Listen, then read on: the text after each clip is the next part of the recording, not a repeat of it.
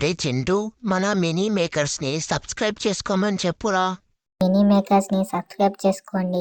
అరే అలా కాదురా, బెల్లు లైక్ సబ్స్క్రైబ్ అవన్నీ ఉంటాయిరా, అవన్నీ చెప్పురా.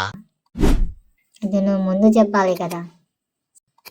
ఆ బిట్టుగాడు చెప్పాడుగా, అవన్నీ చేసేయండి జరా. ఒక అడవిలో చిన్న ఏనుగు ఉండేది. అది గాయపడిన కుక్క పిల్లను చూసింది. తన తొండంతో నీళ్లు ఇచ్చి ఆకులతో కప్పింది. కొన్ని రోజులకు కుక్కపిల్ల బలపడింది. వెళ్ళేటప్పుడు ఏనుగును ప్రేమగా నిమిరింది. దయ ఉన్న చోట ప్రేమ ఎప్పుడూ ఉంటుంది. ఒకరోజు అడవిలో ఒక కోతి అద్దం చూసింది. అందులో తన ముఖం చూసుకుని ఇంకో కోతి ఉందని అనుకుంది. అద్దంతో మాట్లాడింది, ముఖాలు పెట్టింది.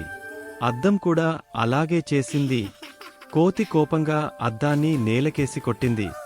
అద్దం పగిలింది. కోతి ఆశ్చర్యపోయింది.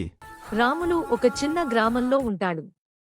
ఒకరోజు అతని కొడుకు నగరానికి వెళ్లి రాములికి స్మార్ట్ ఫోన్ తెచ్చిచ్చాడు. కొడుకు, నాన్నా, ఇది స్మార్ట్ ఫోన్. దీనితో అన్నీ చేయొచ్చు. రాములు ఆశ్చర్యంగా, అబ్బా, ఇంత చిన్నదానిలో అన్నీనా? మరుసటి రోజు గ్రామంలో అందరికీ రాములు ఫోన్ చూపిస్తున్నాడు. ఒకడు అడిగాడు, రాములు, దీనితో వాతావరణం తెలుస్తుందా? రాములు ఫోన్ చూసి చెప్పాడు, తెలుస్తుంది రా.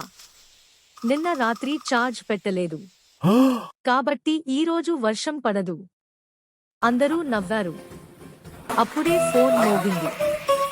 రాములు ఫోన్ చెవికి పెట్టి, హలో హలో, అరే, నువ్వెవడివి లోపల మాట్లాడేది? బయటికి రా, మాట్లాడుకుందాం. గ్రామస్తులు నవ్వుతూ నేల మీద పడిపోయారు. సబ్స్క్రైబ్.